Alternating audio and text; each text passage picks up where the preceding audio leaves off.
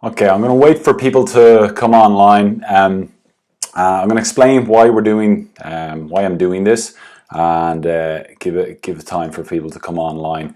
The first thing is if you're coming on, if you're on right now, what I want you to do is just kind of comment in the comment box what your struggles are. What's stopping you from, let's say, transforming, changing your shape, whatever it is you might be. What are your struggles? I do this always at the start of this seminar, and I'm really excited to show this seminar because it really will change your approach to losing weight, transforming your body, toning up, just healthy eating in general, and change your approach, your mindset. So I just want to check everything's working. So if you're on, please post up what your struggles are. What's stopping you? What's the main thing stopping you from getting in shape? So what I'm going to do is I've got a laptop here beside me, and I'm just calling it up to make sure everything's working. If you're on, say hi, give me some like, love, ha-has or wows.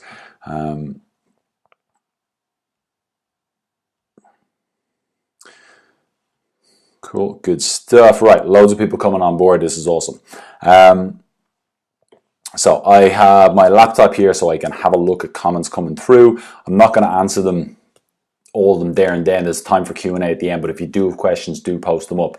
And what we're really going to look at today is why most people struggle and fail over and over and over again with healthy eating, with toning up, losing weight, whatever way you kind of want to look at it or call it. So as you're coming online, post up what you find the hardest about making that change. What do you find is your biggest struggle?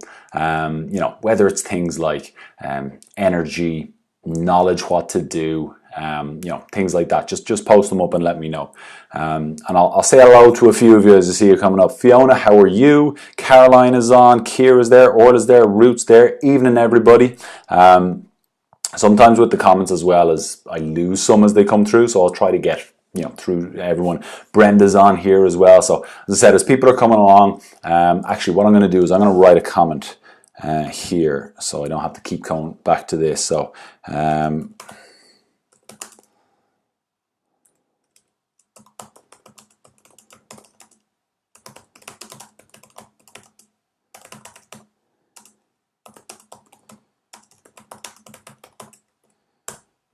boom. Can I pin that comment? I think I can. No, I can't pin my own. There we go. Pin comment. Perfect. Lovely. Okay, that's working. Okay, so that pin comment. What stops you from making lasting changes? What do you think is your biggest struggle, your biggest obstacle, your biggest challenge when it comes to making lasting changes? And my goal for tonight is to show you how to overcome that struggle, not with motivation and willpower and that kind of airy-fairy stuff, but with usable, tangible strategies that'll kind of banish those. Myra, good evening. How are you?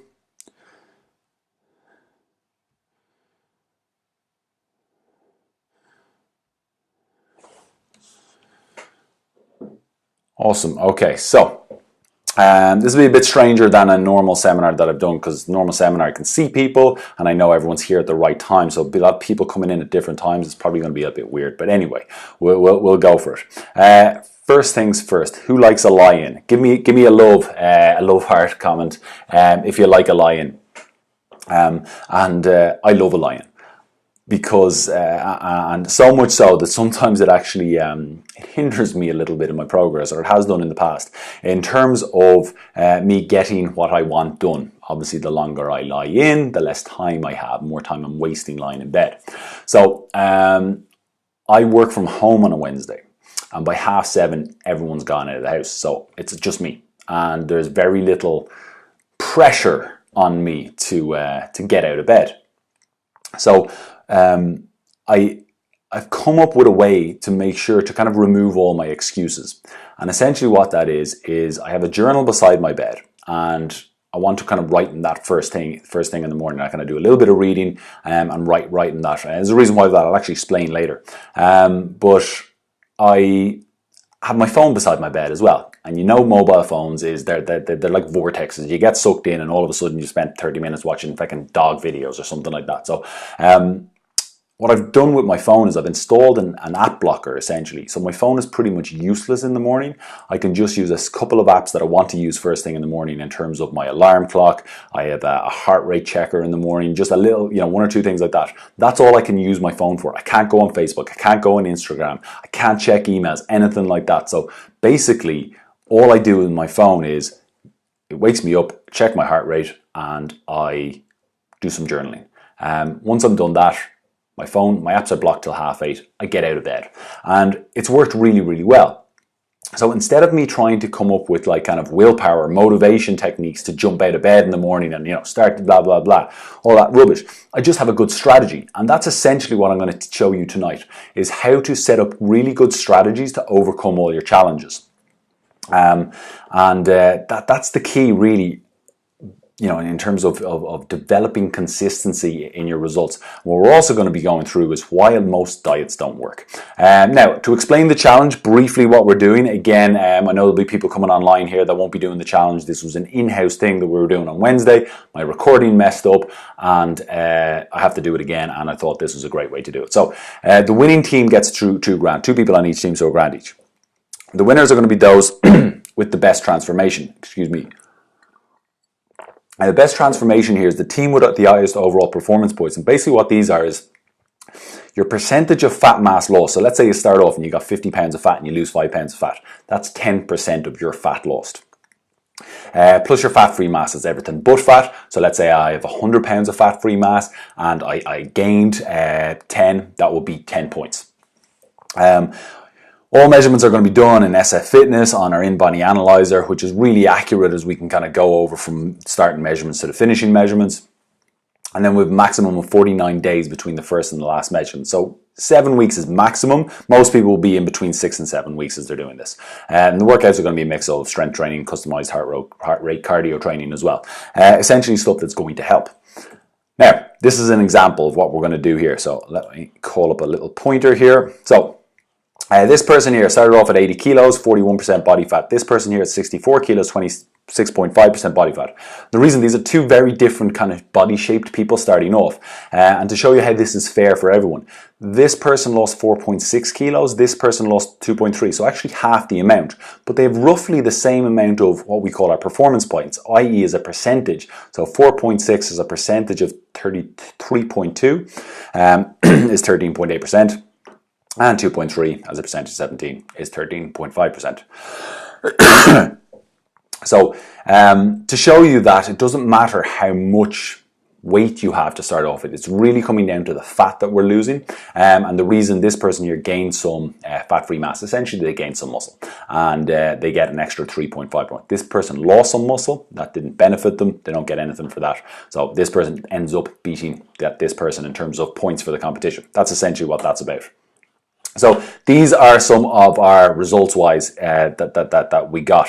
And again, the reason I'm showing the pictures is pictures speak 1,000 words, a hell of a lot more than. At the seminar on Wednesday, I asked some of our previous members who had done it how much fat they lost, and they couldn't tell me. However, they could tell me that they massively transformed their shape because they have the pictures to prove it. It's not so much about, oh, I lost X amount. It's, wow, look at my shape change. So this is something when I'm going back, this quote here, really, really powerful quote in terms of understanding this if you apply it to diet and exercise. So as to methods, there may be a million and then some, but principles are few. The man who grasps principles can successfully select his own methods. The man who tries methods ignoring principles is sure to have trouble. And essentially what that means is that when we apply this to dieting, trying to lose weight, is that we're constantly using methods to try and help us lose weight without grasping the actual principles of what is. So that's why you'll see so much conflicting advice in terms of you've got the ketogenic diet, which is such a low carbohydrate diet. Then you've got other things like, let's say, Slimming World, which will kind of say, yeah, carbohydrates, rice and stuff like that, free food, you can have as much of them as you want. So both of them are methods, and both of them can work, but they don't work for all the people all the time. And there's a reason for that. Is because the people, when you don't grasp the principles behind how they work, you're just kind of throwing stuff and trying. Oh, I'll try this new diet. I'll try this new exercise thing, or I'll try this. Or I heard this was good for me. But when you understand the principles, you can select your own methods. You can essentially create your own plan. So, cool. Loads of people coming online. So. Awesome. So principles versus methods. So in terms of what I'm going to ask you here is, what sort of methods around eating for weight loss do we use? Okay, what sort of methods do we use? Kind of type it in your comments if you don't see that what I've posted up here. You've got like low carb, paleo, clean eating, detoxing, low fat. You've got your slimming clubs, ketogenic diet, food timing, supplements, shakes, pills, surgery, etc. So like I said, is all of these methods work for some people. That's why they're diets, because they work for some people. But why don't they work for everybody all the time? Why isn't it just, if low carb was the way, that's going to work for everybody. But you got low carb, as I said, versus something like Slimming World, which is a higher carb diet. Why do they both work? And I'm going to go through and show you exactly why, and how you can kind of comb through a lot of the bullshit that's out there in terms of, oh no, we've got to go keto, we've got to do this, it has to be detoxing, it has to be blah blah blah. You can't lose weight because you're toxic. That's a complete and utter horse shite. So exercise wise, same thing. Let's look at the exercise methods that we have. And again, you've probably tried all of these before. Why do they work for some people some of the time? Like, here's a question out of these. Which one is best? Which one of those is the best exercise if you want to lose weight? If you want to tone up, if you want to burn fat, whatever it is. Which one of them? Walking, running, swimming, steady state cardio, TRX classes, kettlebells, every other class under the sun, from Zumba to aerobics, weights, high intensity interval training. Which one is the best? Which one is the best, do you think? Let me know. Just write in the comment box. Which one is the best? Don't be shy either. Don't be shy. It's only a little comment. And also then, kind of like why does it work? Why is that the best comment? Or why is that the best method? And again, the reason is that when I asked this on Wednesday evening, and people were saying, oh, is it because of this, is it because of that? We're unsure. And we're unsure simply because we we don't know. And all we're hearing is the latest Insta celebrity spouting that, oh, this is what I did and it worked for me. That's great. I'm not you. You're not me, I'm not you. But we have to individualize our approach. This is what tonight's going to show you. And the key is essentially understanding this dude, the metabolism. So I kind of, you hear people, and especially with SF Fitness, because we specialize more in fitness for over 40s, that you get a lot of people coming in and they will say, oh, my metabolism's slowing down now that I'm getting older. And that's not necessarily true. Your metabolism isn't something like that you can't control. And it first kind of came to my kind of awareness when back in 2006 I was working with a guy. He came to me and he'd been to a nutritionist, and he was exercising 6 or 7 days a week, and the nutritionist had told him after he wasn't losing weight that he had a slow metabolism. So he's like, can I do anything about this, or am I just doomed to be overweight? Is that just me? I've got a slow metabolism and that's it. And I put him on a plan, and he managed to lose 1.5 stone in 21 weeks. Now, I'm going to be 100% honest. I didn't do anything magic to increase his metabolism. What we did is we found out what works for him. So I'm going to go through is kind of like why we found a way and how it was easy to do it. So it's not a slow metabolism. Your metabolism isn't some magical little thing that causes weight gain or that kind of thing. The other thing with metabolism is generally the heavier someone is, the more weight someone has, the faster their metabolism. And again, the faster their metabolism is a little bit of a misnomer. So let me explain the boring stuff here, okay, the science behind it. So your metabolism is essentially the chemical processes that occur within a living organism in order to maintain life. For you, it means the amount of energy you're using for all the processes in your body on a daily basis. Now, calories, we all know, kind of hear about calories, but calories are simply a measurement of energy or a unit of energy. So the amount of calories used for all the processes in your body on a daily basis, that's essentially what your metabolism is. So it's made up of kind of two main parts. Your base metabolic rate is the amount of energy needed to keep you alive if you stayed in bed all day. So if you just lay down, no movement at all whatsoever, just lay there, that's your base metabolic rate. And there's a formula you can use to calculate this. I'll show you in a sec. Plus then your daily activity. You get out of bed, you brush your teeth, you have a shower, you get changed, you go to work, etc. You have to think, you have to talk, you have to do everything. And that gives you what's called your maintenance energy requirement, or the amount of energy used for all the processes you do in a day. So here's an example. Mary's 5'5", she weighs 12 stone, and she's 47 years of age. So there's a formula that said to calculate your BMR. Hers is 1470.4. So this is like 1,470 calories per day. Plus her activity, again, there's a formula called the Harris-Benedict formula or equation that you can do to just basically, it's an activity factor. So for Mary, we're multiplying it by 1.3. She's active 3-4 times a week or something like that. You know, she's somewhat active. She's not completely sedentary. So her maintenance energy requirements for the day is 2,021 calories. So we'll keep it at 2,000, nice and easy. So here's a question for you now. What happens if Mary only eats 1,000 calories? What happens if Mary eats less than her maintenance energy requirements? So there's a little bit of delay on this, so I'll kind of keep talking. But what happens when Mary, and I just want to see the answers coming through here. What happens when Mary, let's say, only eats 1,000 calories? Her maintenance energy requirements are 2,000. So what happens with Mary when she only eats 1,000 calories? Hey Lou, how are you? Good to see you. Lots of people. Craig, Paul, Jennifer, Emer, Irene, Luann, John, Karen, Stephen, Evan, Brian.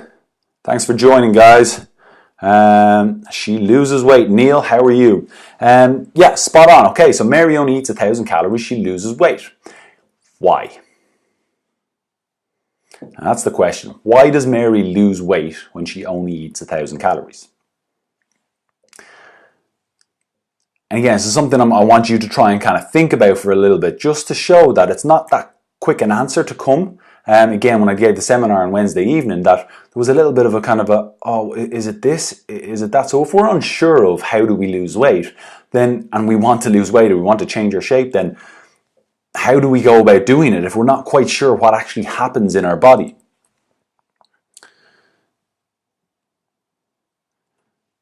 Weight sticks.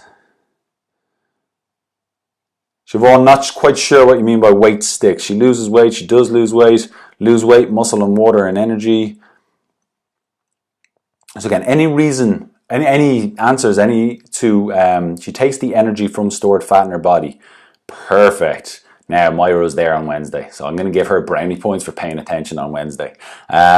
So that's exactly it. So her maintenance energy requirements are 2,000. If she only eats 1,000, she's got an energy deficit. She needs to make that up from somewhere. So she's going to take it from her stored energy and she's going to lose weight. Now, here's the key. What is weight? We had a comment actually during the week from one of our members who said, I thought just like fat was weight. And, you know, in terms of when she hopped on the scales, that, you know, if she's losing weight, she's losing fat, or if she's gaining weight, she's gaining fat. But and it's quite a common misconception that while fat is weight, not all weight is fat. So here's what your weight is made up of. It's not just a number on the scales. Fat is stored energy, and it is part of your weight. So is muscle. It's stored energy as well. You've also got water weight, food weight, and waste weight in your body. You've got your organs, blood volume, bone, etc. There's a lot of things that make up your scale weight, and especially with the fat, muscle, water, food weight, and waste weight, and to a little lesser extent the blood volume, that can fluctuate on a daily basis, actually over 24-hour period. So one of the things is judging the effectiveness of whether something's working is don't measure yourself in the morning and the evening time. Your weight's going to be different. But if Mary's eating this in this calorie deficit, she's going to lose stored energy, okay? And that's the key. is called energy balance. Calories in versus calories out. She's at maintenance at 2000. If she's only eating 1500, she needs more energy. She's going to take it from her energy stores. Now, her body is not going to be selective and say, I'm just going to take it from fat. Her energy stores are primarily muscle and fat. Think about that. You're not necessarily just losing fat when you're losing weight. You can lose muscle as well. I'm going to show you later on how we prevent that. And then if she's in a surplus, so she's eating 500 extra calories a day, she's going to store energy. Now, notice the way I didn't write she's going to get fat. Because if she is smart and is a member of SF Fitness and especially is doing this challenge, what's going to happen is some of her surplus will actually go to putting on some muscle, or certainly looking after her muscle. Which means that just because she gains some weight doesn't mean she's gaining fat. I showed you at the start, the example at the start, that one of the members had lost like 4.5 kilos of fat, also gained 1 point something of muscle.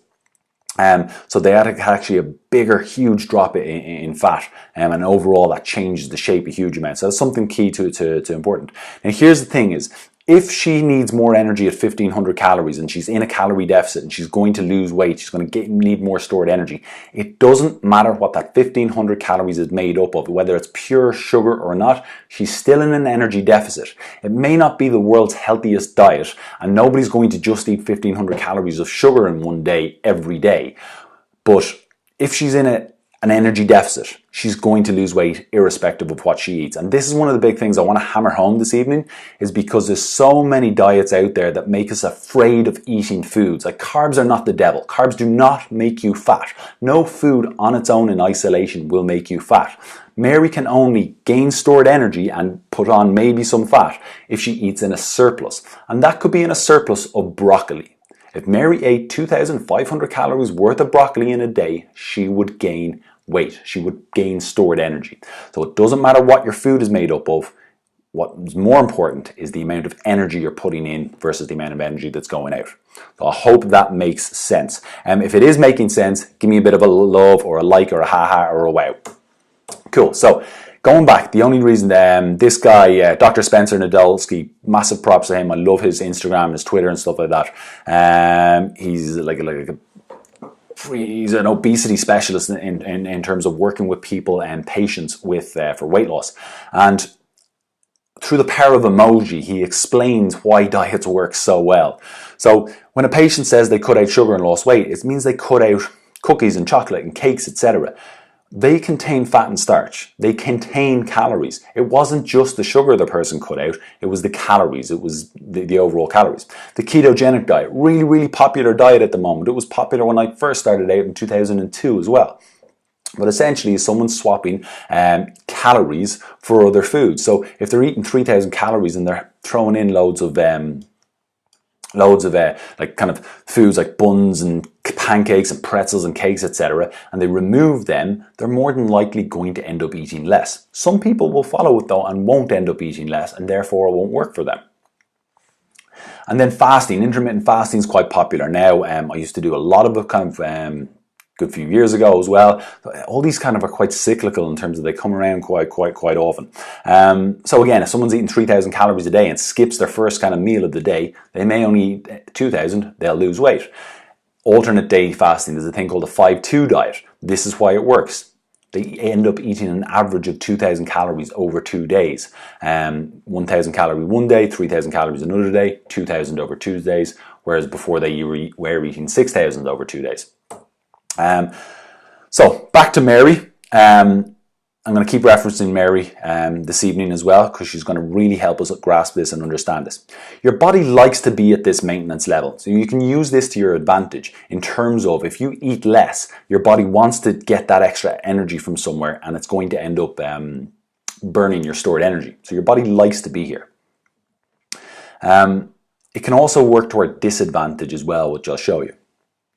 So your energy needed to keep you alive. Think about it.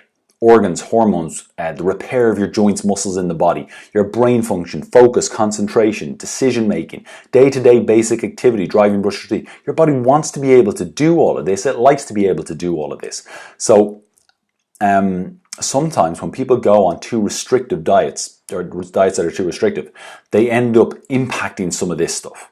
if they're in that for too long, okay? Or they're being too restrictive. So keep that in mind. It can work to your disadvantage as well. So if we go below and are in too much of a deficit for us, for our day-to-day kind of energy requirements and needs, or for too long, we generally get a blood sugar drop. We get increased hunger, poor brain function, it's harder to make good decisions, you get hormone imbalances as well. Your body stops kind of going, well, these hormones aren't vital for, day-to-day health function. We can skip a bit of them. Energy will go down, you'll get muscle wastage, you'll get hunger, and lowering the sex drive as well. So it's no fun if we're doing things the wrong way. I got this from a guy called Phil Lerney. He runs an academy for personal trainers and kind of people. It's a brilliant kind of just visual of this. Now, kind of this is on a simplified version of kind of what will happen, but it's good to see that if we're below that line for too long, for too often, if we're trying to restrict too much, we're basically going to put ourselves in a situation where life gets harder.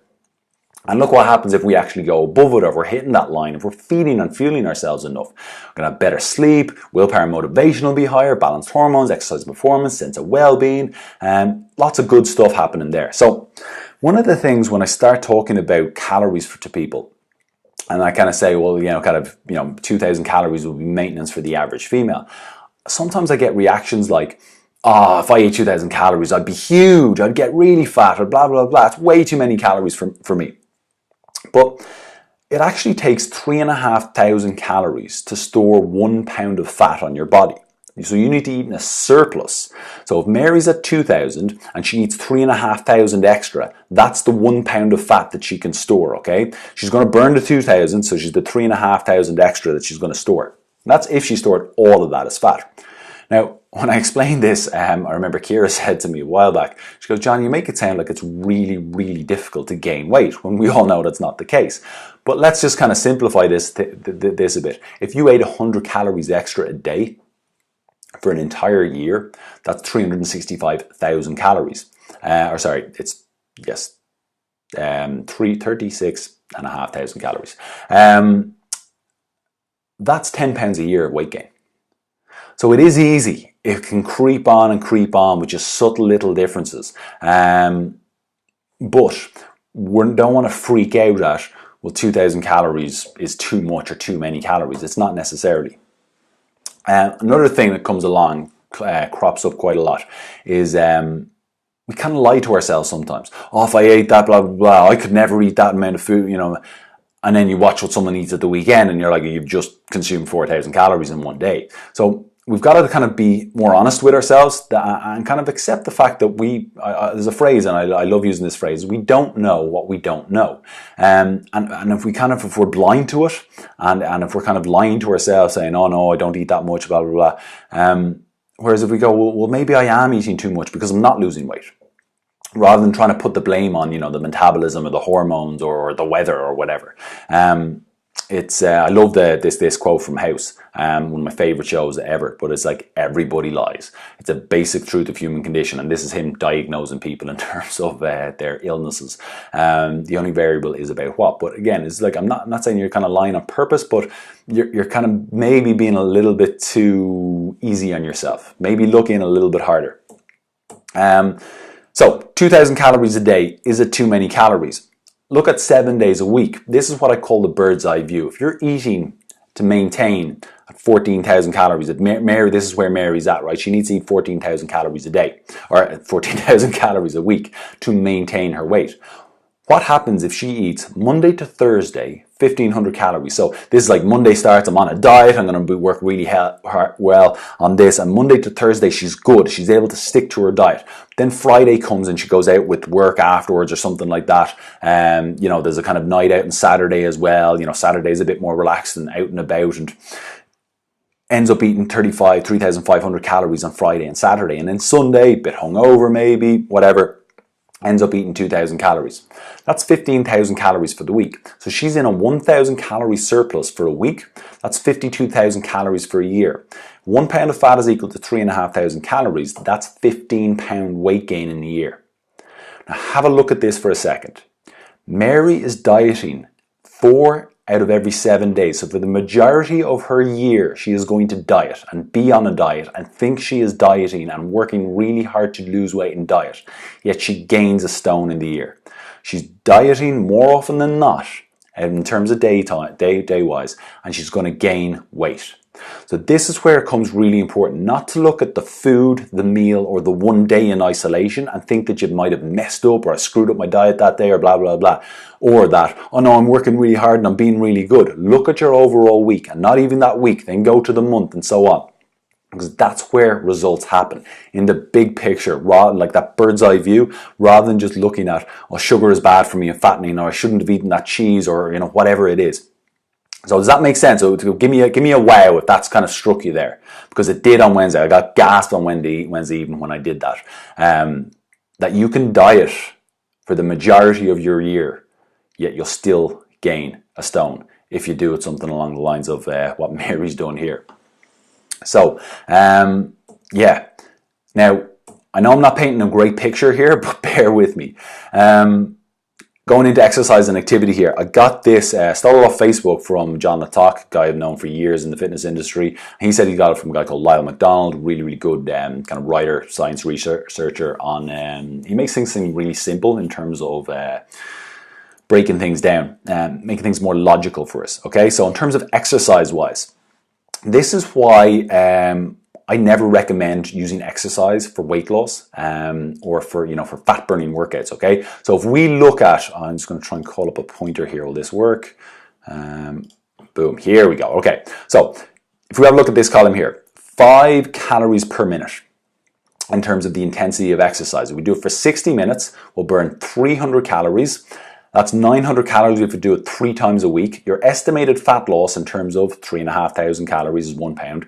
1/4 pound of estimated fat loss by doing 3 workouts a week. Now, this is kind of moderate exercise, low to moderate exercise. This isn't sweating and huffing and puffing type of stuff. This is low to moderate.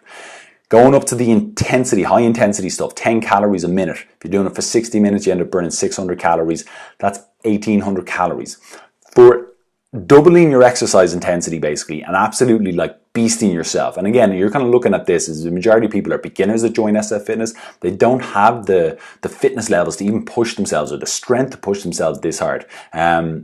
Yet even if they did, or if we did that for them, they'd only burn 1/2 pound or 1/4 pound extra than if we start them off nice and steadily and easily. But even at the case, it's still not a huge amount of weight loss. If we add this on to 6 days a week, 1,800 calories for 1/2 pound, 3,600 calories, that's a pound. Again, this is 6 days a week, smashing yourself, absolutely beasting yourself in the gym.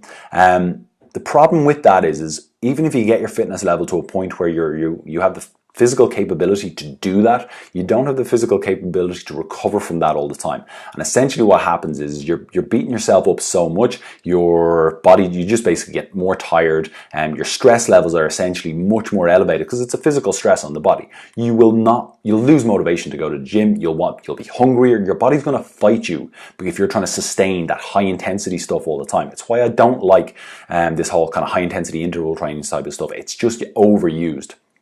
So, so in terms of using exercise, now there's way other benefits, loads of other benefits, which I'm going to go through in terms of exercise that can help for weight loss, but it's in a different way. It's not about calorie burn, and your exercise intensity is not the difference between success and failure. So it doesn't matter if you're a complete beginner or if you're very, very fit. It's not your exercise intensity that's the difference.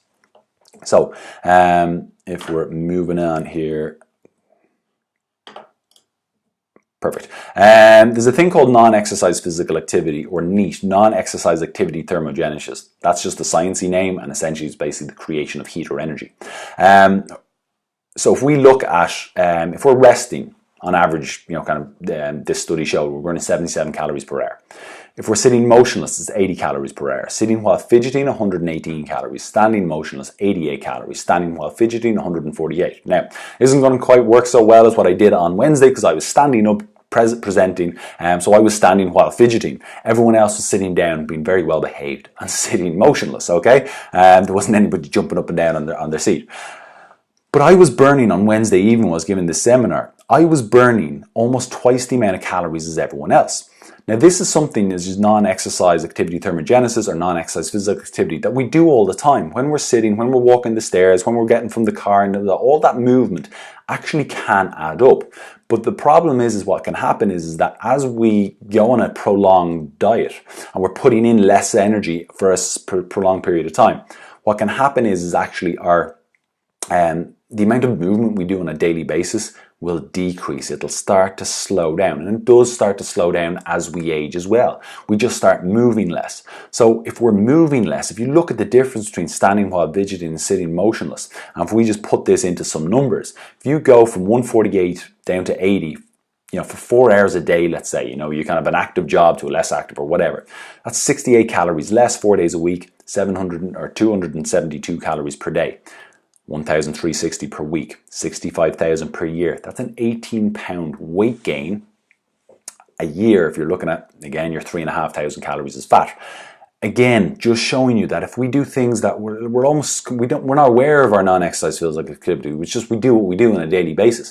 Thankfully, these fitness activity trackers can help us in terms of they'll tell us if we're doing less than we used to, and it's just something that kind of that if we're not being as active, but we don't know we're not being as active, and you're kind of thinking, well, why have I stopped losing weight? Well, it's because you're actually you've done less steps, essentially, less movement throughout the day than you were doing 2 or 3 weeks ago. So there's only one real conclusion that we can come to when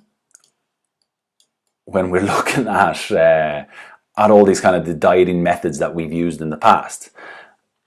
And that is quite simply that dieting sucks unless you do certain things. Now, here's the thing, just to kind of recap and kind of going through, I asked at the start kind of what stops you, and a lot of people will say, stress, tiredness, motivation, willpower. They use kind of these terms to try to make energy levels and stuff like that.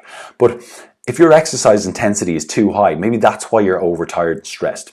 A lot of people blame willpower, but if you're eating too low and trying to eat too low for too long, maybe you just got increased hunger hormones and it's not actually your willpower. Instead of being lazy, maybe you just got less energy coming into your body. Is it your motivation, or is it just that you're not actually feeding and fueling your body, so you're making poor decisions more often? Again, it's not that I should go to the gym.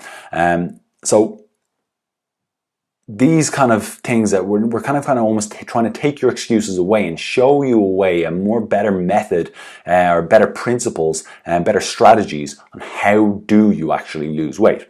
So again, it's all about the calories in, calories out. If you have any questions in terms of the calories in, calories out energy balance, and you're not sure about, what about sugar, what about this, what about fat, please post them up. But hopefully what I've shown you is that it's calories in, calories out is the be all and end all in terms of the most important thing to manage in terms of looking to lose weight. So calories in, food and drink, it's important. It's calories consumed, not just eaten, because there's a lot of drinks it's much easier to drink your calories than it is to eat your calories. So this is where we're going to get our main results from. Calories out, you got your base metabolic rate, your non-exercise physical activity, the exercise that you actually do, and then what's called TEF, which is the thermic effect of food, accounts for about 8 to 10% of our total thing. I'm not going to go too much into that because there's not a huge amount we can do with that. But essentially is we can't really control much by our exercise and our NEPA, which is a small kind of little bit of calorie burn, but we can focus a huge amount on calories in versus our food and drink to get our deficit. And once we have our deficit, we're on to a winner. Now remember Mary. I think this is the last time we're bringing up Mary this evening. She was on 2,000 calories a day as her maintenance. So that's 14,000 calories to maintain. In order for her to lose weight, she needs to be in a deficit. She needs to be under 14,000. Remember the bird's eye view when I showed if she ate 15,000, she'd gain. She didn't be in a 1,000 calorie surplus. Well, what if Mary did this instead? Monday, Tuesday, and let's say Thursday, she ate 1,000 calories. Monday, Tuesday, and Thursday. Then on Wednesday, Friday, Saturday, and Sunday, she ate 2,500 calories. That's 13,000 calories a week. That's a 1,000 calorie deficit, which is 52,000 calories a year, which is a 15-pound loss a year. Mary can lose weight overeating 4 times a week. 2,000 a day is her maintenance, but if she eats 2,500 in 4 days and only 1,000 on 3 days, she's only dieting 3 days a week, she's losing 15 pounds. She's losing a stone in a year only dieting 3 days a week, but yet she's overeating 4 days a week because she's smart. She's structuring her week around her lifestyle. So she knows she's going to overeat at the weekend. She's going to structure those higher calorie days then, and then have other days where it's easier for her to control the food in. And she's going to put less in and kind of deal with a little bit of hunger on those days and that kind of thing. Again, this is something that should really kind of go, wow, that's blown my mind. When you look at the bird's eye view, it makes so much sense as to how we can make this more successful, or how we can actually mess our diets up essentially when we're starting and trying to be good. Whereas if we structure it a little bit better. Now, how do we structure it? How do we ensure success? I'm going to go through these individually, but essentially we're eating our favorite foods. That's your whole plan is going to be based around eating your favorite foods. We're going to we'll lose fat, not muscle and water. Remember, muscle is stored energy. We can also lose water weight as well, which is not, it doesn't make us look any different as dehydrating ourselves. So it's not a smart thing to do. We're going to minimize hunger and cravings. You got to look after your energy and mood. We're going to track and assess, prepare, and self-regulate. Now, look at these. Imagine we're able to eat our favorite foods. We've got minimal hunger and cravings. You're looking after your energy and mood. You're targeting the fat loss. How much easier is it going to be to stick to this challenge and to get consistency, and so even after the challenge, to keep it off, keep it going. If you know how to lose weight, eating your favorite foods with minimal hunger, minimal cravings, and decent energy and mood, it's going to be a hell of a lot easier, right? So here's how we go about doing this. Eat your favorite foods. Plan your meals around what you like eating. Don't think, I can't eat this. I can't have that. That puts too much restriction. It's too short term. It's a quick fix type of thing. Really easy. I could easily turn around to, look at someone's diet plan for a week and see what they've eaten and tell them to cut out large chunks of their food and go, you're going to lose weight in that. Don't eat any of that. You'll lose weight. But that's lazy because they're not going to be able to do it for too long. So plan your meals around what you like eating.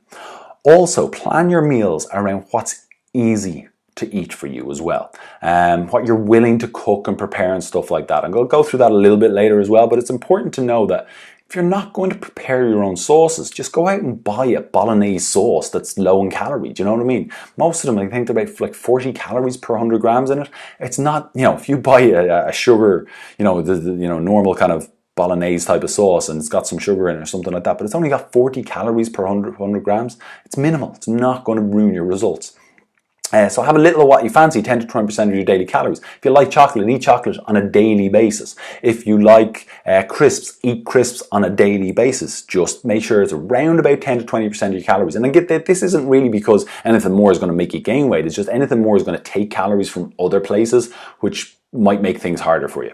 Avoid uncontrollable or trigger food. So I love cake. If I buy a cake, like if I went and buy apple pie or Black Forest Gâteau or something like that and it's in the house, I'm going to eat it that day. I'm not going to leave slices left over for too long, all right? It's the same with cereal. If there is cereal like Crunchy Nut Cornflakes, Frosties, something like that in my house, I will eat it. I could pound a box of cereal easily in a day. It's an uncontrollable trigger food for me. And ice cream. Ben & Jerry's. Tub of Ben & Jerry's, I'm eating the whole thing. I'm not going to buy it and lie to myself saying, oh yeah, I'll just have a scoopful every night of the week or whatever like that. I can't do that with ice cream. However, I can do it with other things.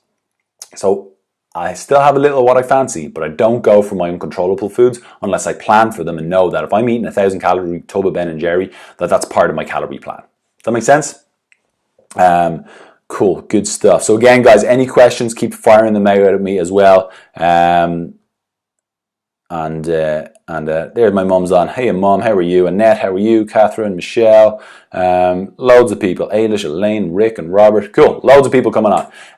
Next, by the way, if you're enjoying this, give me a like, love, haha, or wow. If you're getting some good information from this.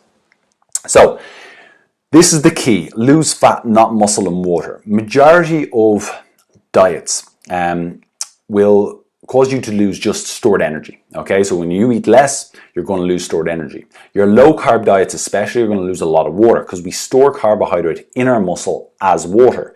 So you can lose a lot of water when you just cut out carbs. So it looks like it's really effective. It's like, yes, I lost 10 pounds in the first week. Second week, I lost 2. Why did that happen? You didn't lose 10 pounds of fat in the worst week. You lost kind of 10 pounds of muscle and water because you cut out the carbs, you stopped storing it in your muscles, and that's where that weight's gone. So the next week then it kind of balances out and you're only really losing fat that week. So we don't want to lose muscle and water. How do we do this? Optimal protein intake plus the right exercise equals muscle preservation, which basically means more fat loss. Now here's how this works. If you eat the right amount of protein, protein is responsible for the growth, repair, and maintenance of every single cell in your body. So if we look at muscles, muscles use protein to help them recover from exercise. Now, in terms of the right exercises, if we do strength training exercises, lifting weights, resistance training, toning exercises, whatever you want to call it, if they're done with a decent level of intensity, so you're kind of working at it and a challenging enough weight, that you're basically telling your body, I need this muscle, okay? You do little damage to your muscle actually when you do it, but your body's going, well, we're doing this on a regular basis. I better keep this muscle strong. So your body actually sends calories to your muscle to preserve it and keep it there, which means that if more of your calories are going to preserve your muscle, you're going to, and you're not losing any muscle in terms of your calorie deficit, you're going to lose more fat. Does that make sense? So essentially, if you're in a calorie deficit, without the right exercise, without optimal protein intake, you're probably going to lose some muscle. With the right exercise, with the right protein intake, your body's going to go, I'm going to hold on to this muscle, but we're still in a calorie deficit. I need that extra energy. I'm going to take it more from fat. Make sense? So in terms of protein, how much to eat? Roughly 1.5 grams per kilo of body weight, more or less. Some people might need a little bit more. If you want to build more muscle, you're probably going to need a little bit more than that as well. And that's uncontrollable gin and tonic. Good stuff. So yeah, roughly 1.5 grams per kilo of body weight. So if you weigh 60 kilos, 90 grams of protein, test it. If you're losing muscle, you need to eat a little bit more. Optimal water as well, just make sure you're not losing water. Roughly 1 litre for every 4 stone in weight. Just make sure your pee is kind of straw color. That's a decent thing to go by, so you might need a little bit more, a little bit less. I wouldn't go much more than 4 litres a day, no matter kind of how much you weigh. If you weigh more than that 16 stone mark, I wouldn't go much more than 4 litres a day. Now, how do we minimize hunger and cravings? This slide was done by Colm on Wednesday evening. He did an amazing job at it. I'm going to try and do a decent a job as he did. So Colm, one of the reasons I got him to do this stuff is because Colm competes in jiu-jitsu at a weight class. So he essentially is an expert at losing weight and cutting weight and competing in a weight class. He's an expert at minimizing hunger and cravings and planning and structuring his week and his calories around it. Now, 12 weeks ago, he basically won the Irish Open this weekend, or just gone, last weekend, in jiu-jitsu, and he set that goal 12 weeks ago. We had a team meeting in SF Fitness, and he had a certain amount of weight he needed to lose because he wanted to compete in a lower weight class. So here's, in terms of how he described it, that he plans his week and he uses that, like my calories, like this 14,000 calories that Mary was at, that's her bank balance. And you can't go, like, in terms of your bank balance, once the money's gone, it's gone. So in terms of losing weight, that 14,000 calories, you got to work with that. You can't be kind of tapping into an overdraft, he was saying. Dealing with hunger as well is a huge thing. So what he called was physical versus emotional hunger. So physical hunger is gradual. It comes slowly and steadily on, and it's not specific. It means any sort of food is going to do. That's just going to curb, I'm hungry now, and anything in this food is going to go. There's belly growling as well that goes on. It'll end when you're full. So if you eat and it ends, physical hunger, and there's no guilt around it. Basically, you're just hungry. Emotional hunger basically is the opposite of this. It's not gradual. It's just there. It's not specific. It's really specific. It's in terms of I want chocolate. I need chocolate. Give me the chocolate. There's no belly growling with it. It won't end when you're full. So if you have the chocolate, I want more chocolate. I want more chocolate, and it's generally followed by guilt. Now, what Colm does in terms of, like, I was talking about the 10 to 20% of your calories on a daily basis to what you fancy. He was like, I'm going to put 20% of my calories to emotional hunger, and I'm going to have 80% of my calories to physical hunger. So that basic way is he curbs his physical hunger and he also curbs his emotional hunger. So he has his chocolate, he has the things that he craves most often, but he has those as part of his plan. on his 80%, on his physical hunger, the food he's allocating to his physical hunger, he's eating more fiber, more satiating foods like veg, whole foods, and protein. Those type of foods will fill you up more than refined foods, etc. So, a teaspoon of sugar or something like that's not very filling. So if you choose more veg, more whole foods, more protein, most of the time you will feel fuller, and if you feel fuller, you're going to basically stick with a plan a hell of a lot longer because you're going to be less hungry. Drink enough water. Thirst can be confused with hunger. So if you're thirsty, or if you're hungry and you drink and you're not hungry anymore, maybe you were just thirsty. So just drink some water with your food and stuff like that, and you might find you're getting fuller quicker. Serotonin and dopamine, these are kind of what considered our happy hormones, but our body uses carbs and fats to produce these. So again, low carb, low fat, you might actually have an impact on these hormones. So just kind of, again, eat all the foods you want to eat, your carbs and your fats as well. Chew your food as well. So if we chew our food, we generally tend to fill up a little bit quicker. It takes time, we're actually working for it. Rather than, again, if we drink 300 calories versus eating 300 calories, we're probably not going to feel full after the 300 drunk. So chew your food and eat consciously as well, rather than just like, kind of there watching TV or flicking away on the phone, and then all of a sudden I'm like, where's that packet of crisps gone?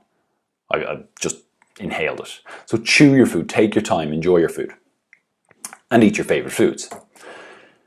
Looking after your energy and mood, again, eating your favorite foods, but eat enough as well. And that's why I showed you the higher calorie, or the week that Mary did, where she was only eating 1,000 calories 3 days a week, but was overeating on 4 days a week. She was having higher calorie days. So what do you think that would do to your body in terms of, if you're eating that higher calorie day, like 2,500 calories, you're not hungry, you're filling yourself, you're able to eat what you want, you're going to feel energetic. Your mood's going to be good. Your body's not going to think it's in this massive deficit diet, struggle kind of situation, which means that your consistency is going to be a hell of a lot more. You're going to be feeling better. And here's the thing that kind of, to sum all this up of what we've done. Day 1 and day 2. And what I want you to do here is just let me know roughly how many calories you think are in day 1, okay? So what I want you to do is just jot down, type out in the comments how many calories do you think is in day 1? Day 1 equals, and how many do you think are in day 2? So day 1, 2 Weetabix and milk, glass of orange juice, a Nature Valley bar at 11 a.m, one of those healthy bars, sandwich with ham and salad, packet of crisps, 3 p.m, 2 low-calorie biscuits, 6 p.m, spaghetti bolognese. Day 2, then, we're having a 2-egg omelette with spinach, peppers, and tomatoes, 11 a.m, like a protein bar. 1 p.m. is a chicken breast, chickpea salad with broccoli, feta, celery, and mixed leaves. 3 p.m, hummus and oatcakes, and 6 p.m. is spaghetti bolognese. Again, how many calories day 1, how many calories in day 2? It's an interesting one, because if we look at how hungry we are after day 1, when I do this in the seminar, that, people shouting out the answers, is more people are selecting that they'd be hungrier at 8 p.m. on day 1 than they would be on day 2. Now, if you're hungrier after day 1, you're choosing foods that aren't that filling. And if you're choosing foods that aren't that filling versus day 2, and you're hungry at 8 p.m, and you have to do that every single night, it's going to get to a point where you're not going to use your willpower, motivation to stick with it, and you're going to give in, you're going to cave in. Whether that's after 2 days or 3 days of trying to diet, or whether that's after a year of being able to, and people lose weight, they lose 3 stone, and then all of a sudden they put it back on. And they might not realize that they've been so hungry that they just got to a point where going, I'm fed up with this, I just want to feel full, or I just want to eat. Whereas when you make the right food choices, you can feel fuller for a hell of a lot longer. And the really interesting thing in terms of calorie wise here is day 1 has about 1,700 calories in it. Day 2 has about 1,500 calories. So I punch these into MyFitnessPal, and day 1 is 1,700 calories, day 2. So day 1 actually has more energy in it. Yes, you're going to feel more hungry. So one of the things you got to realize is that just because you feel full doesn't mean you've overeaten. And just because you're hungry doesn't mean you've undereaten. Your lifestyle and habits. Be prepared. So this is Column's analogy with a bank balance. And he spoke about, instead of starting and planning your week on a Sunday or a Monday, he does it on a Friday. And it's like you're getting paid on a Friday. So it's like, oh, okay, I've got this money, I can spend it on the weekend. And it's like his calories. He gets his 14,000 calories on Friday and allocates them over Saturday and Sunday first, because he knows he's going to meet his friends. He knows he's going to go to his mum's and eat food there and stuff like that. There's higher calorie days. So basically, he's left with a certain amount of calories for Monday to the following Friday. And what happens, instead of starting on Monday and going, okay, I'm going to try and eat this and save some calories for the weekend, is, you know, you get to the weekend and go, God, I overate on Tuesday and I overate on Thursday and blah, blah, blah. I've got very little left. And you end up not being in a deficit. He creates his higher calorie days first, Friday, Saturday, Sunday, and then lower calorie days after that. Also then, if he spends too much on the weekend than he's planned, he's living in poverty calories for the rest of the week. And he says he made that mistake once or twice, he won't make that mistake again, because it's too hard to restrict that amount. But it's a lot easier to restrict that Monday, Tuesday, Wednesday, Thursday than it is to get to the end of the week. And you might have planned to only eat 2,000 calories on Friday, and then all of a sudden someone's invited you out, or you don't do something, you know, and you're celebrating something or whatever. One of your friends got engaged, whatever it is. All of a sudden, you know, someone's having a baby, and then all of a sudden you're overeating from something that you hadn't planned. Where if you start with your high calorie days first, start planning on Friday and work the way. And then in terms of an overdraft, even if you do go into, you might be in an overdraft. Remember, so if you go into your overdraft, you have to start on lower calories. And then go from there. So it can be caught up as you're going along. And as I always say, is that like one day or one meal can't ruin your results. And if you understand that and grasp that now, it means that you can stay consistent. You can stay on this for a hell of a lot longer than you used to stay on diets before, because you know that, oh yeah, I messed up this week, but if I plan next week and just get back to my deficit next week, I'll be fine. I might not lose as much weight as I want to do over the course of whatever, but I'm still on plan. Practice makes perfect, this stuff. You know, keep working and planning your weeks, you know, and kind of put in the effort now, essentially, and it becomes much easier to plan things.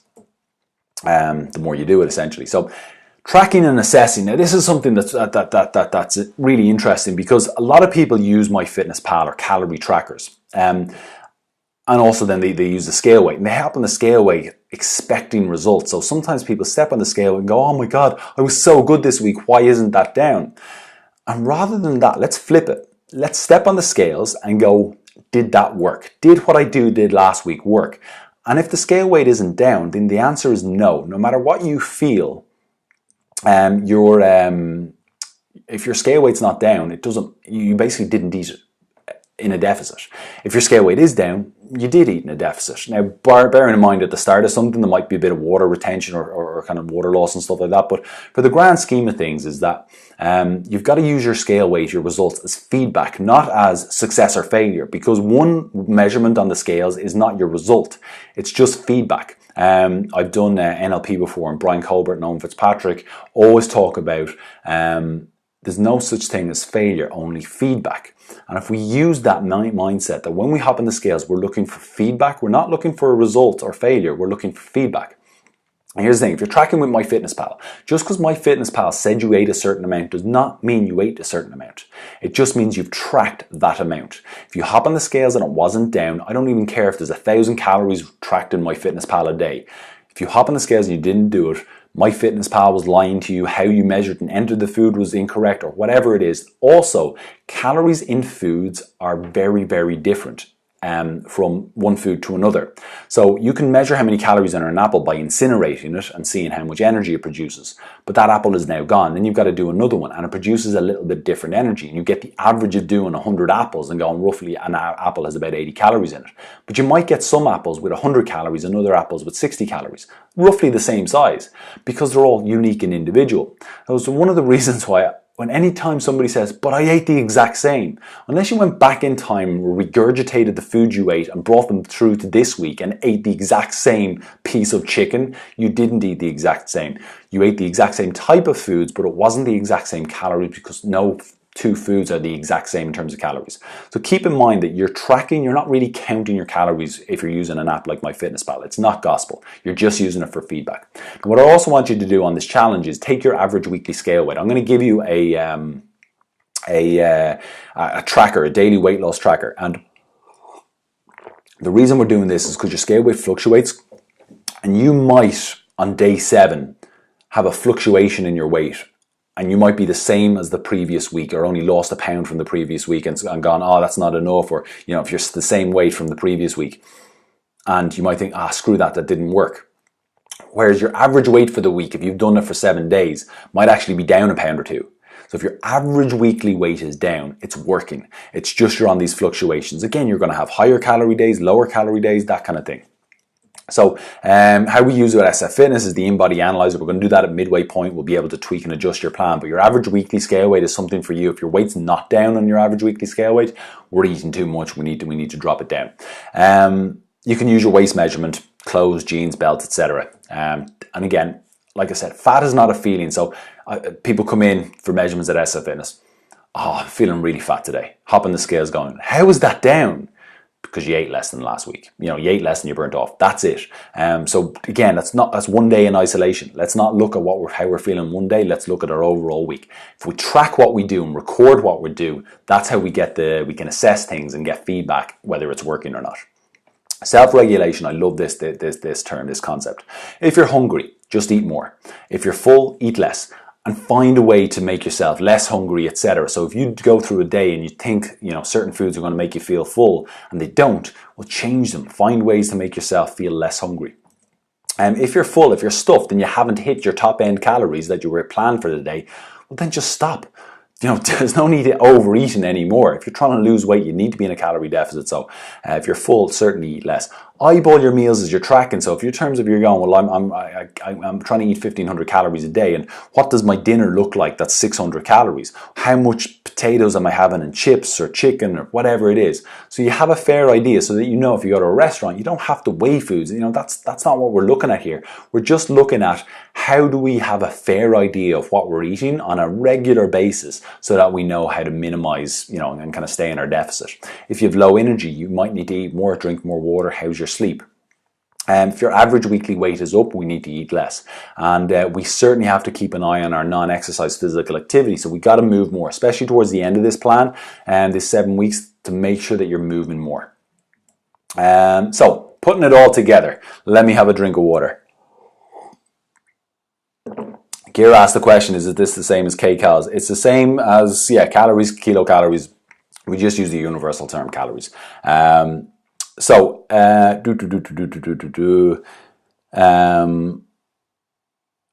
Lovely, good stuff. So here's how we're going to put it all together. Everyone on the challenge is getting a hustle book, and basically this hustle book is essentially it's a culmination of a lot of different things that I've used over the years.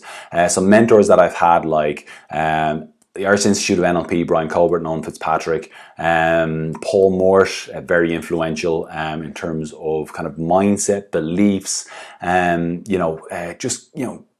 staying on, kind of doing what's necessary, essentially, doing the essentials right.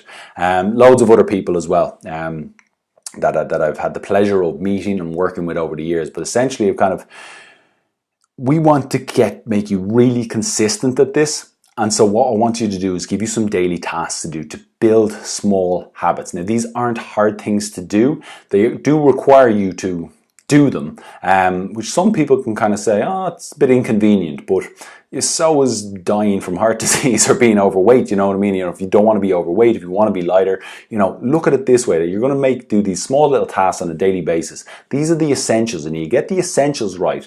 So remember at the start I was talking about principles versus methods. If you get the essentials right, it means you don't have to do as much extra stuff. So we've got a weekly review and plan. So basically every week I'm going to get you to review your week and plan your week ahead. So this is how you assess, did this work, what worked well, etc., and how do I progress? It's about self-improvement, essentially. We're going to look at some advanced strategies in your hustle book as well, like things like digestion and sleep and energy and stuff like that. If there are things that are kind of a big factor for you, we need to counteract them. So your daily hustle form here, a couple of things that we're looking at here. The first thing is what we call your daily shred rating. So these are basically stress, cravings, hunger, rest, energy, and digestion. If any of these are very poor, we're going to rate them on a daily basis.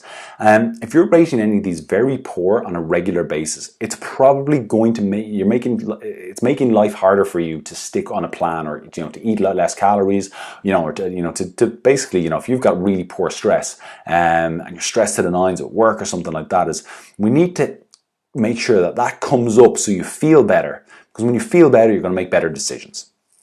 If your energy is all over the place, really low energy and stuff like that, again, you're trying to exercise, trying to cook some extra meals, blah, blah, blah, again, that's going to be the handbrake, essentially. If you're like trying to drive, but with the handbrake on, view it like that way. We're going to release these handbrakes for you.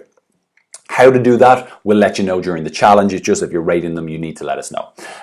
Daily points. You're going to get 1 point for each of these completed. You're recording your food using MyFitnessPal. You're going to do some sort of daily exercise or daily activity, okay? So make sure you just move during the day. Some kind of like pre-planned type of exercise, whether it's a 15-minute walk at lunch or after work or whatever, just do some form of daily exercise. Journaling. It's something that I do on a daily basis. I write down my thoughts. I also make a schedule and to-do lists and stuff like that. Think about, essentially, we've got so much stuff going on up here. Let's get it out of here and put it down on paper. And it's an amazing thing that if you write about something, it's a signal to the brain like that something's been done about it.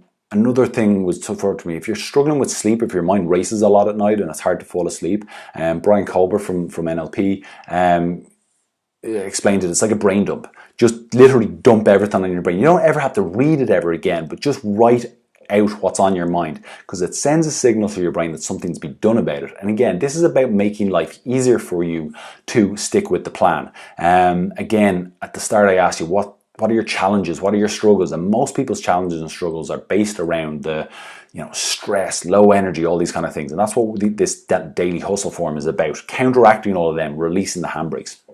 Me time is essentially non-screen time, time for you to switch off.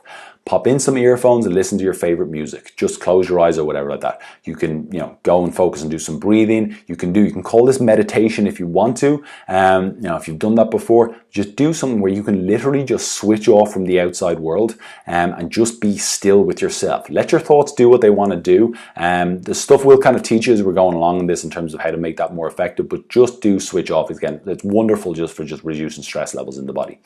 Also, what we want to do is record 2 daily wins. The reason why we're doing this is because people on a regular basis are down on themselves too much. And they tell me about what didn't work, what's not working, what their struggles are so much. And it's kind of like, well, what's good? What's good in our lives? Because what we want to do is kind of boost your self-worth, boost your self-esteem, make you feel better. So if you have to look out for, on a daily basis, at least 2 daily wins, like something essentially that you did good today. Whether you opened the door for someone, let someone out in traffic, completing a project at work, or helping out a friend, whatever it is, 2 daily wins. That's what I want you to do. And what that'll do on a regular basis, it starts to train your mind to look for some positive things in your life, and to look for more and more positive, good things that you're doing. And the better you feel, the better it is to make good decisions, the better it is to stick with things. Your weekly review then. What worked best this past week? Also, in terms of your daily points, you'll see here your daily score. So tot up your daily score at the end of the day. There's your weekly score. 7 4 is 28. You don't have to get 28 points a week. Don't care how many points you're getting, as long as you're tracking. What worked best for you this past week? Why is that positive? What is the lesson learned, and how can you apply this going forward? This is an amazing thing that you can do for your brain, because it again goes into those daily wins just a little bit more into it. Like, sometimes I've asked people this question and they've answered nothing. Now, in terms of that's training your brain to be down on yourself all the time, and we want to flip it around and boost yourself. So it also in terms of how can we progress and self-improve on this program. What worked best for you this past week? Why is it positive? What's the lesson learned? How can you apply this going forward? Again, we'll go through this more as we're doing it. And then in terms of your weekly plan, there's going to be stuff that's not going to work as well. There's going to be stuff that needs improving. So what needs improving? Generally, there's key areas: nutrition, relaxation, mindset, or training. So what specifically about this area needs improving? Why is improving this important or beneficial for you? So what's the reason? What's the leverage behind it? Why what are you willing to do to improve this? And this is key, is a lot of people say, oh, I just got to eat better, or I just got to cut out this, I got to stop eating, cut out the crap. Are you actually willing to cut out all sugar or stop drinking alcohol for the rest of your life in order to maintain your weight? Probably not, and you don't have to. So what are you willing to do to improve this is a very good question, because that way you can kind of literally aim lower. But you aim lower on something that's doable, you start doing that, and all of a sudden, yeah, I'm feeling good because I'm doing this. I'm actually doing something that like literally I'm able to do, as opposed to trying to do things every week that you're not able to do and beating yourself up about not being able to do it. When will you put it off? Your brain likes a deadline. And what's the first step? And list out as many steps. Again, this is just to get you really, really focused on track. Now, this is a customized plan that we're kind of giving out to the members. And this is just a kind of average person that I've popped up here. So every member on the challenge is going to get this customized plan. And I just want to kind of explain it briefly. You're going to have your weekly total calories. There's a low end, a normal end. Your high end is essentially a maintenance. So if you eat roughly around your maintenance, you're not going to lose any weight. If you go into a surplus and are overeating, there's your pound gain like I've talked about. And obviously we want to be down and floating around here. Whereabouts you are down here doesn't matter. Just get in something and test it. So if you do your weekly or your daily weight, and if you're losing weight on your average weight is down, then you know, and you've tracked your calories, then you know, okay, this is what this is what's working for me. I'm going to keep around this number. So whether it's 10,000 a week or 12,000 a week or 11,000 a week, doesn't matter. Whatever works for you. There's your protein in grams, so it's 1.5 times your body weight. We want to hit around that. So that's 468 calories. So essentially we take those calories out of our day, and this must be on a daily basis with the protein. You can't kind of catch up on protein, let's say. So you take your 400 calories out of your 1800, and you basically, right, I've got the guts of 1300 calories left for my day after my protein is gone. And here's a sample week, and this is a sample week like I showed with Mary, that if she ate 1550 on 4 days, 1800 on Fridays, and then 2800 on Saturday, 1800 on Saturday. Remember, on Sunday, Saturday she's overeating. So it's a big night out or whatever. She's allowing herself that freedom on a weekend to go, okay, I can eat a lot more food now because I've been a little bit more restrictive in my calories throughout the week. But make sure whatever you're doing on these days that you're not too hungry, your energy's not being effective, whatever works for you. And that's a roughly, a 1 pound loss if this person was, following this on a weekly basis. Does that make sense? In terms of showing you the calories.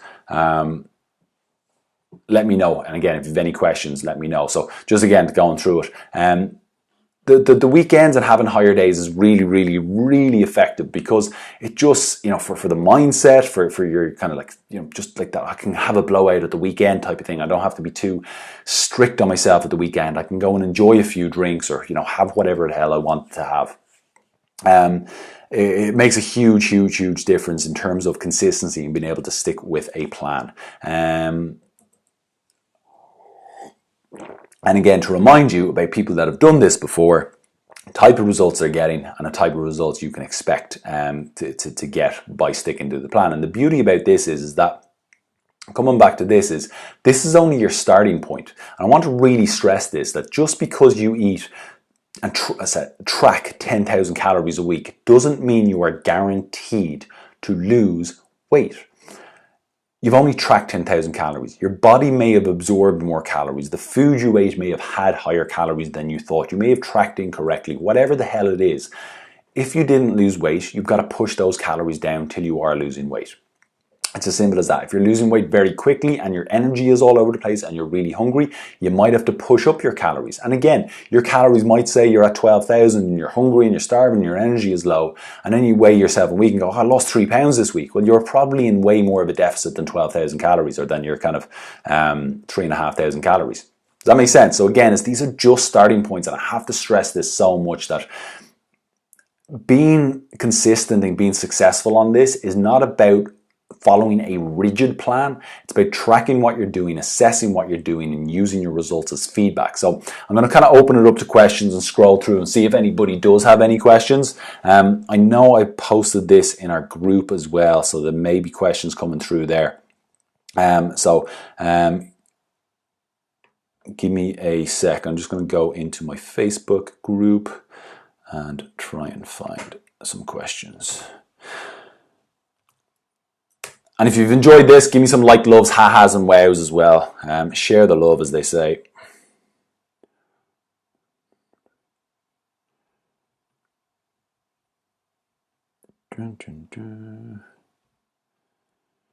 So again, fire some questions, guys. This is your time to ask questions. Again, really important to grasp the principles of energy balance, calories in, calories out, and to once you do, you're basically able to create your own diet plan, something that fits in with your lifestyle as an individual. Like I give you an example. Like what I've been doing over the last focus for now the last 8 weeks, but certainly I'm doing a race an obstacle course race next weekend, and I was kind of around the 90 kilo mark, 91 kilos, and I was kind of like, right, if I have to drag about kind of 90 kilos around an obstacle course race, it's going to be a lot harder than if I drag an 85 kilos around. So I wanted to lose weight, but also doing a lot of training as well. I wanted to make sure that I'm not kind of sacrificing my energy. But I've lost about 5 kilos or so over the last maybe 6 weeks or so, 8 weeks. But I've done it in a way that I've had barbecues, I've had weekends away, I've been, matches, watching the Leinster, went to the Leinster semi-final and the quarter-final, watched the final of the Leinster. I was able to drink and eat and have freedom on the weekends because I structure my week. I'll give you an example. On a Monday and Tuesday, I have haddock and peas for my lunch. There's 70 calories in a haddock fillet. 70 calories in a haddock fillet. So it's 140 calories and a load of peas and some barbecue sauce to make it taste nice. That's my lunch on a Monday and Tuesday. But it's so low calorie that I can save my calories and spend them on the weekend essentially. So like today, I went to Scrumdiddly's in Dunleary and I had a whatever it was called, Ferrero Indulgence. Probably about 700 calories in that. Do I feel guilty for it? No, but I don't want to go to somewhere like that and go, oh, can I have just a little cone or a little thing with this? And oh, I can't have this. And I was out of my nephew's communion yesterday. Again, I didn't want to say, oh, I can't have this because there's carbs in it, or I don't want to have this because it's not keto, or it's not clean food. They didn't wash it in very liquid properly, or stuff like that. Is I want to be able to enjoy my life and not have to restrict. And the reason why I'm saying this mainly is because I used to do all of that when I was in my 20s. I used to restrict myself so much, and I almost thought about it like a badge of honor or something like that. But you don't need to do that. You have a life to live. You've like kids, family life at home, work life, whatever it is, that if you can have way more freedom and enjoy life with your kids without having to worry about, oh, I can't have an ice cream with my child or something like that. Like that's just like, it's no way to live, and you don't need to live like that. So again, really kind of just I can't stress enough about grasping this bird's eye view of your week, structuring your week can really help just like food freedom, mindset freedom makes a huge difference.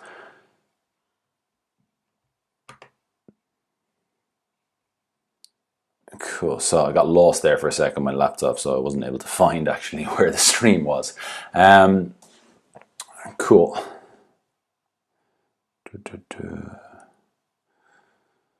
Questions.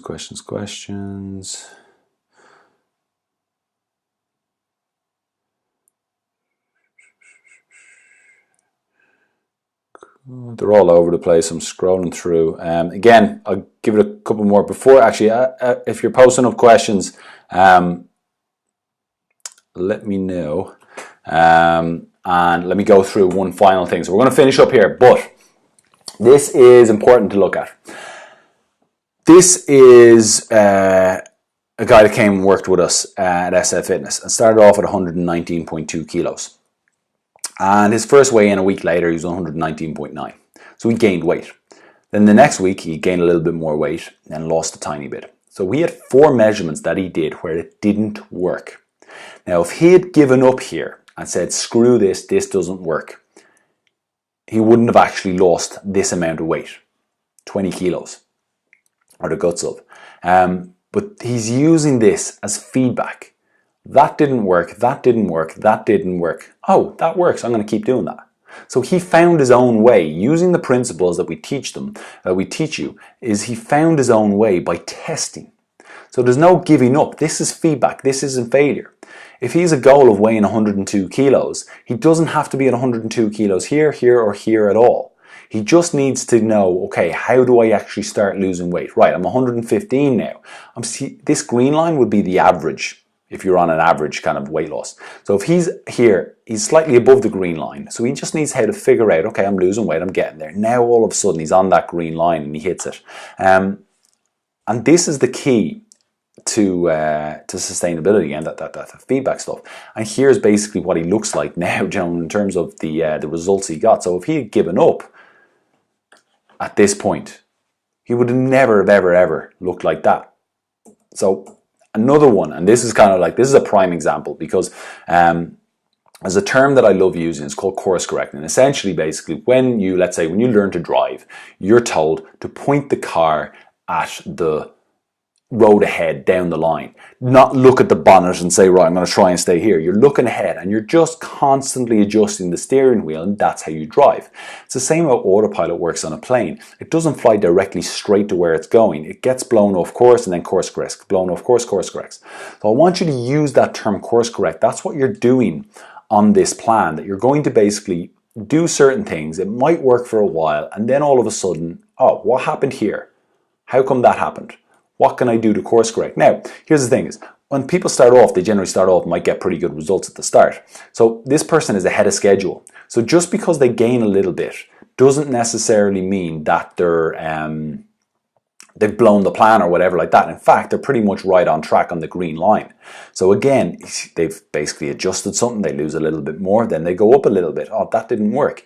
Now, again, they might, have a blowout, go away on holiday, have a weekend away or something and go, oh, holy crap, I gained from that. Didn't plan or structure properly, but they're going to learn from this. What's the lesson learned from this that I can kind of change and alter?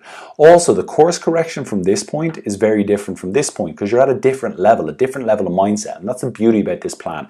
So we're going to teach you, you're going to basically develop a different mindset, a different skill set, more knowledge on how to actually make this a massive success for you. So at this point here, when they course correct, it's from a different mindset, a different level, a different skill set. So then boom, best results on the next measurements ever. And a lot of this comes back to motivation, that a lot of people will use motivation as, oh, this is one of my biggest challenges. I just don't seem to have the motivation. Now, if I turned around and said, I'm going to give you $1,000 if you lose 7 pounds in the next 7 days. I'm not going to give you a plan or anything like that. Just lose 7 pounds in the next 7 days, I'll give you $1,000. Most people are going to make a fairly good go of it. The motivation is there because €1,000 is quite tangible. One of the reasons why we're giving away €1,000 to the winners, 2,000 to the winning team on this, is because if you want to lose 3 stone, you might not quite know what it's going to feel like when you're 3 stone lighter. So it's quite hard to motivate yourself to get to that. And here's the thing, it's something that I learned quite a long time ago, through NLP, that motivation isn't something you have. It's not tangible. It's not a glass of water. I can't have my motivation. Motivation is something you do. It's an emotion. And just like any emotion, it can wave and come in dips dips, peaks and troughs, etc.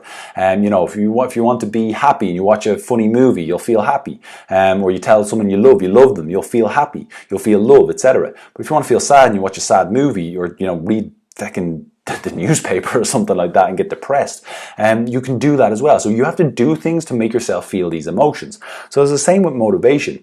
That motivation isn't something that you're going to wait for. And it's going to come, and then it's going to hit, and I'm going to do it, and then success. This is what people are waiting for, motivation. Once it hit, boom, yeah, that was the easiest way to lose 3 stone ever. It's all because I needed motivation. It's not about motivation, because in reality, this is what life looks like. I mentioned to you that I've got a race next weekend. I haven't been able, it's a running 13-kilometer obstacle course race. I'm going to have to run for a lot of it. I haven't ran in the last 4 weeks because of a calf injury, but that's a big obstacle that I've come across. But I'm not just going to give up. I'm just going to change things and do what I can and rest my calf so that it's good next week, and I'm going to be able to push through it and kind of do whatever I can. But reality of life is not a straight line. Your path, even over the course of the next 7 weeks, is not going to be this easy thing that, oh yeah, it's plain sailing all the way. It's going to look like more like this. Life's going to get in the way. There are certain challenges, whether it's stresses in work, whether it's your car breaking down, whether it's, like I injured my calf or something along the lines of that these challenges crop up to test us. And what happens when we overcome these challenges? We grow. It's self-improvement. And if we can grow and develop ourselves, then when we overcome a challenge, we're now stronger and more capable. And if we're stronger and more capable, the next time a challenge similar to the one in the past that we overcame comes up, we smash through it. And when we smash through it, life becomes a hell of a lot easier. There's a great phrase: don't wish for life to be easier, wish for you to be stronger. So that's what this challenge is going to teach you. How to overcome these challenges and obstacles, how to get stronger, how to develop that mindset. But I want you to be prepared that it's going to be ups and downs. There are going to be easy times and harder times. But you're never going to find success as a straight, easy line. And if it is, generally, you'll get it and you won't know how to deal with a big challenge that comes in the way. So this is what reality looks like. Be prepared for it. And as I said, it's when those obstacles and challenges come, that's when you use your accountability buddy in the challenge. Reach out to them. Say, I'm having a tough day. It's when you use your coaches at SF Fitness. Reach out to us, let us know, and we will help you. That's when you go back to your hustle book and your journaling and your relaxation and me time and stuff like that, and your weekly review and plan from what needs improving, what worked well. You do all those things so that you actually develop yourself and become a stronger person, a stronger, more skilled, stronger mindset. And that's how you're going to make a success of this challenge. So let me have a look. Ruth's asking how can she sign up for the challenge, but Ruth can't because she works for SF Fitness. But that's a really good question. If anybody has watched this and isn't a member of SF Fitness, the closing date is next Friday for this, in order for you to do some measurements and get started. If you are interested in it, just give us a DM, a private message here on Facebook, or go on to sffitness.ie and contact us through there if you want to do it. If you're a member of SF Fitness and you weren't thinking about doing it, and you want to join the 30 odd people I think that we have, or close to 30 I think now, that are doing it, let us know, because you need to be there. Closing date is Friday. It is open to non-members of SF Fitness, so you just DM us and we'll tell you how you can join. Do we have any more questions?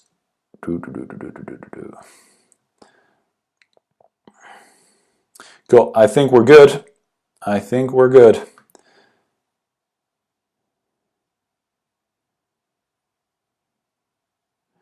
Cool. There's a bit of a delay, so I'm going to just wait 2 or 3 seconds on this. I can see myself looking for questions. But I think that's pretty much us all sorted. So listen, thank you very much for tuning in. Any questions after the fact, post them underneath in the comments and I will get back to them. And I shall chat to you soon. Oh, one more thing. Good luck and may the best team win.